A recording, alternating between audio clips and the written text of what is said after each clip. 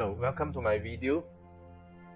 After so many weeks, finally I have finished the build of my RailJack. Not entirely 100%, it is more like 70-80%, but with this build I can use it to farm intrinsics, to farm the schedule from the sentient ships without problem. The only problem, of course, I have is the ping time, which I could not overcome unless I change the internet service provider. Without further ado, let's go into each section of the RailJack builds that I have. First of all, we look at shield array. There are, of course, many options in the choices. The one that I go for is actually the ZT. I do have a Vida that gives me much more shield capacity, but I did not like how slow it regenerates, and the difference is minor. If you look at the shield, it goes from 1009 into 2.2k, but the recharge rate is so much slower, and the delay is so much longer. So for that reason, I opt to use the one with a slightly lower capacity but a quicker recharge rate for survivability reasons. This shield, this ZT shield Mark III, gives me 420 shield capacity, some 3 seconds minus off from the delay. Apply the drone when you have several to compare, and only go for the one that suits your needs. In my case, I had these two. I only repaired this one, and I will leave this in the collection, but I will not repair it for the time being, and I don't suppose I will repair it if long enough. I do like the shield capacity, but the rest of the options are so-so. Next one, we look at engine.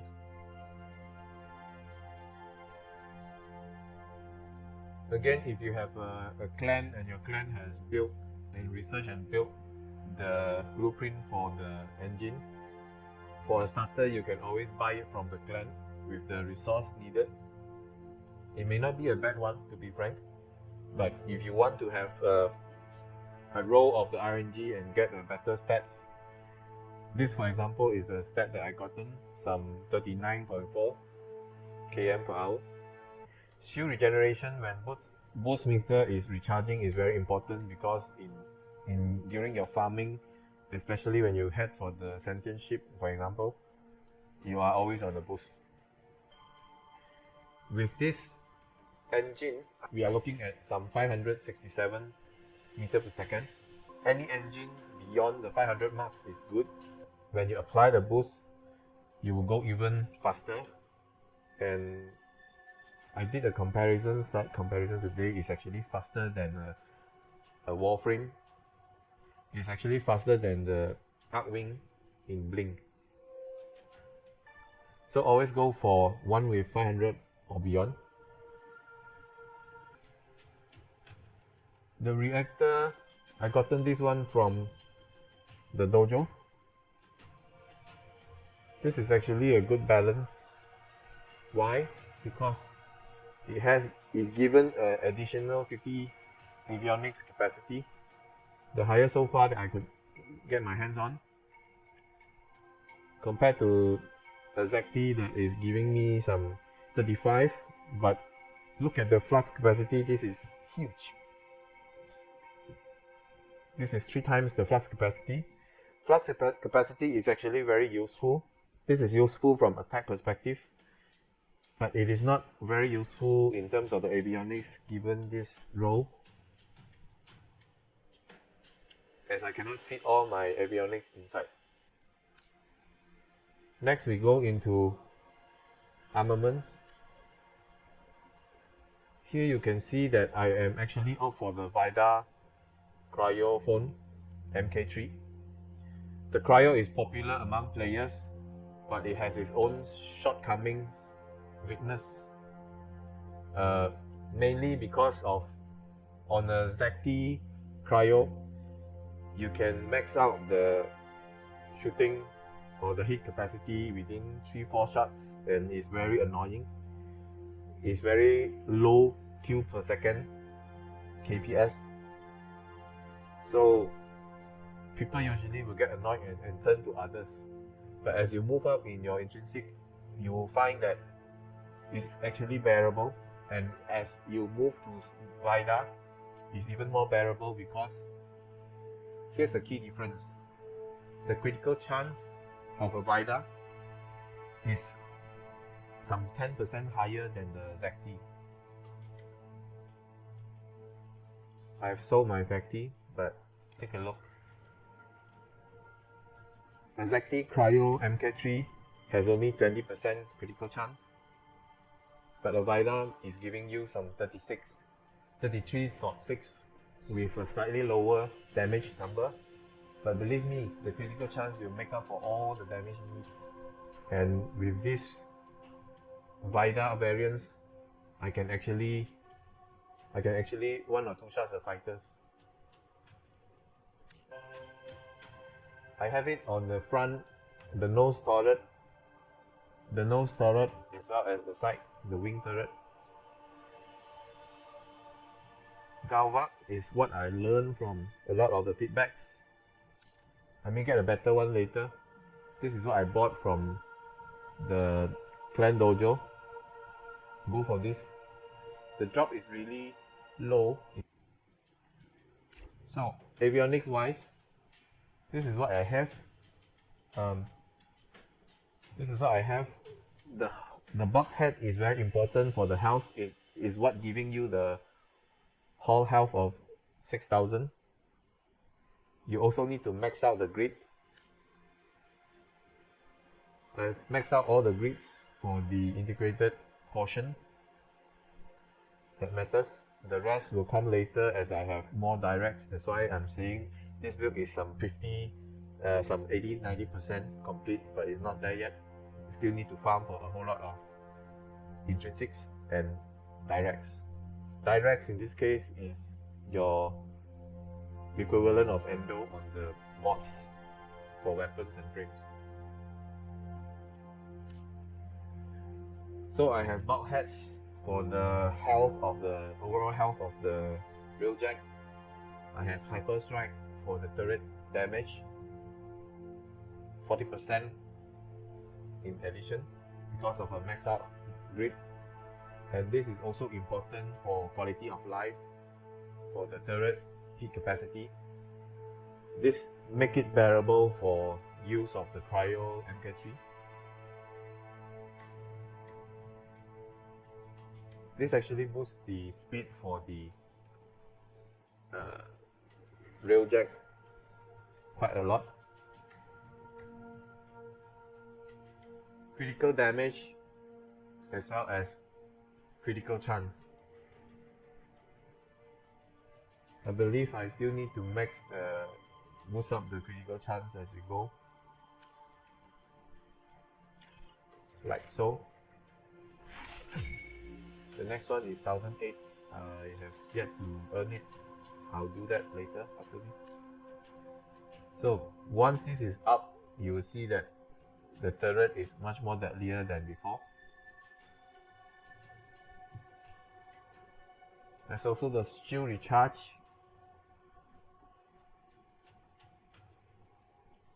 I have a few of these tactical avionics. The one I chosen is freeze all enemies boarding for 45 seconds. It has a 300 seconds cooldown. I have several others, but this is not used to make way for the tactical that I will go into later. That is very important for your farming. And as a veteran, I would expect you to come in with health, even arcanes, to make sure that you don't go down too much and always need handhold. But that's your game, right? You get to choose how you want to play it. Now, the most important tool, void hole. This avionic creates a black hole that sucks in energy. It is somewhat good to the point of while costing us with dealing with the fighters, but it of course cannot take down cruise ship. You still have to send squad into cruise ship to take down the cruise ship's core. This other avionics, the particle ram, is also good. This is again good for fighters, taking down fighters by ramping into them. Brute force, don't care mode when you're running this. I kind of hate it in terms of how it blocks the vision and the shooting and the aiming. This is also hindering the slingshot, but all in all, for the pilot, this is the good news. If you are doing solo, this is a must-have. But if you are working in a squad, you might want to think twice whether you want to populate this or not, because your turret shooters, your gunners may not be able to aim because of all these distractions. I'm guessing DE will tune this down later when they do the fixing. We'll see. Very likely that will happen because it's really annoying. So that's my build. In terms of payload, nothing much to see here. I do notice that the flux and energy will magically replenish itself. I'm hearing stories like increase of intrinsic will give you the auto replenish, but that has yet to be proven. A lot of speculations and is not undocumented at this point. We may find out more later.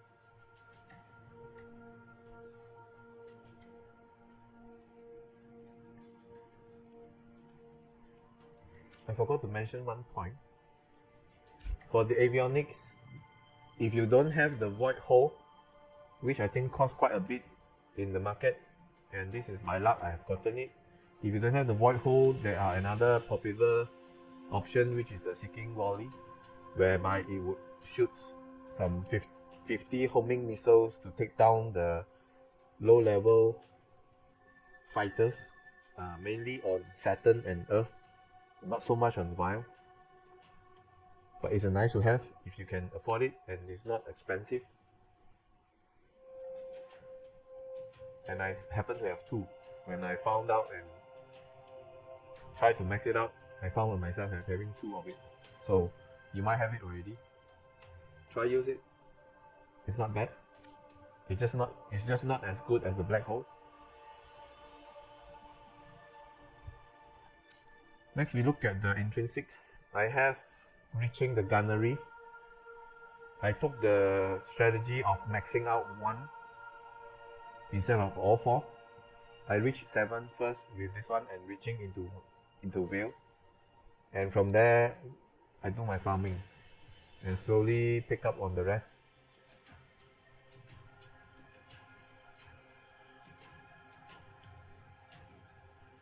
Now I'm taking a balanced approach of populating, but do yourself a favor, please get the rank 4 recall warp so that you can warp back to your ship from anywhere of the map. This is really useful in the long run.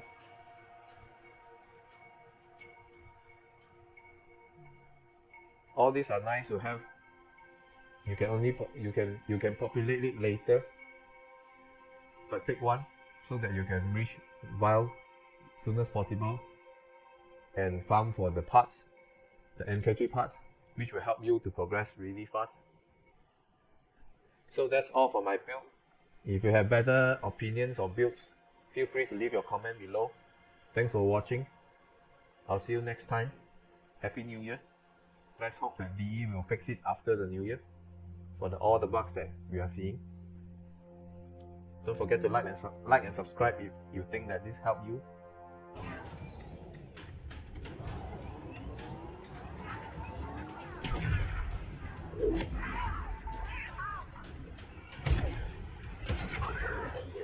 Any focus has been scrambled.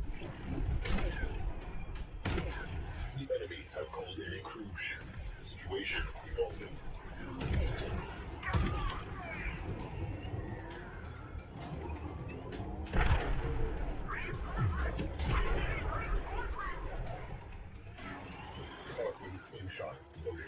Set out the barrel.